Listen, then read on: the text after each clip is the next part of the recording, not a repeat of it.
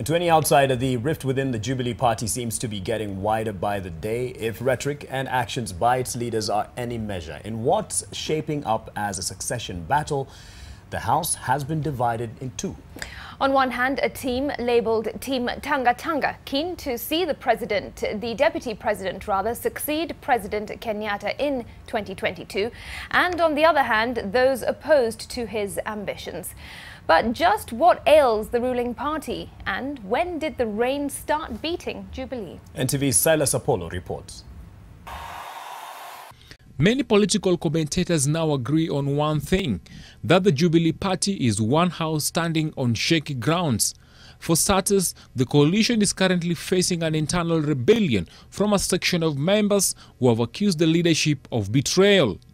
Commentators agree that the matter in contention is in fact the race to succeed President Uhuru Kenyatta. The campaigns have already gained momentum, with Deputy President William Ruto openly declaring his interest in the seat. Hakuna mtu atapatiwa tikiti ya Jubilee bila ya contest. Kila mtu. Hakuna automatic ticket kwa mtu yeyote. But that bid has been met with opposition from leaders, seemingly emboldened by President Kenyatta's criticism of early campaigns.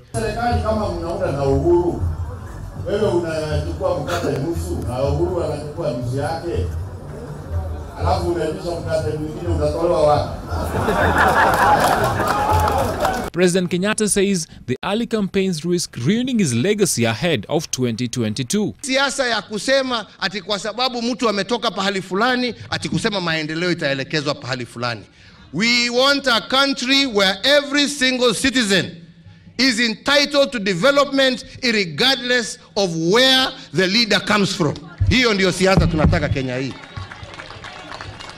Kwa hivyo hawa washenzi wawachane na mimi. The head of state has in fact on many occasions warned leaders against rocking the party from within, statements that have been met with defiance from within, with some leaders asking him to take a stand on the succession and the political debt debate as one way of calming the storm in the ruling party. Hii mambo kazi yetu ni kupiga kura.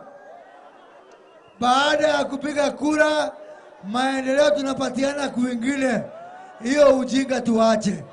Leaders allied to Deputy President William Ruto are also of the view that the bromance between President Uhuru Kenyatta and ODM's Raila Odinga has driven a wedge between the former brothers in arms, isolating the Deputy President to the cold fringe. Some also say it's a move calculated to block the Deputy President's 2022 ambitions. The ODM leader has been pushing for a change in the constitution to change the governance structure, much to the chagrin of the Deputy President and his lieutenant.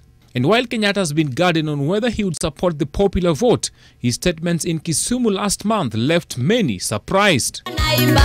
And while it may be too early to predict what the future holds for the party, commentators now say that the days, weeks and months ahead could make or break the party, depending on the actions of its leadership. Silas Apollo, NTV.